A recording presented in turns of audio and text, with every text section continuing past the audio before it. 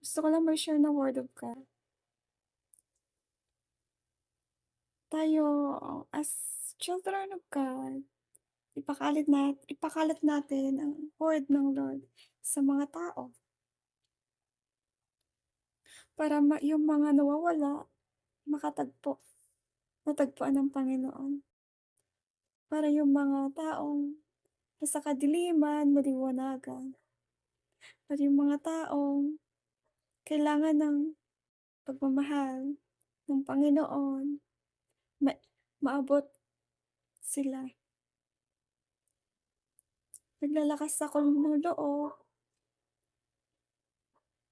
dahil this is the last hour, last days, a generation of Jacob.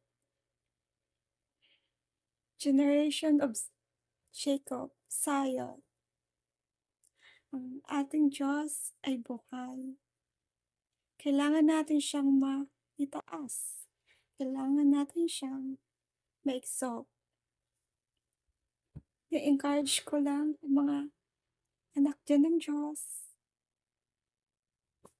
Magpahayag ng kanilang pananampalataya.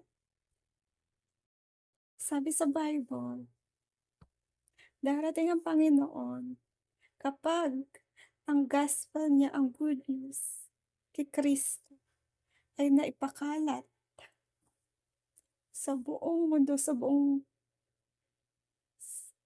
lahat ng tao, maiabot ng kanyang gospel, ng good news. Dahil ang mga nawawala, makatagpo ng kapahingahan. Yung nagmumula kay Jesus, ng pagmamahalan nagmumula kay Jesus.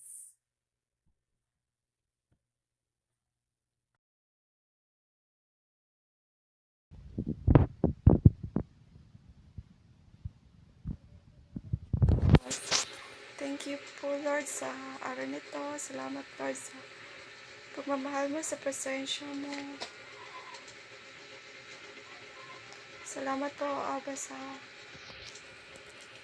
Banal na Espiritu. Lord, I pray God na umabot to Lord sa mga tao. May pakalat ang iyong salita. Pagharian niyo po sila.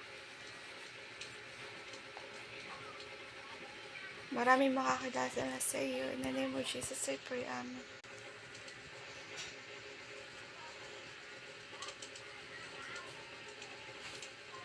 We praise you, God. In Jesus' name, amen.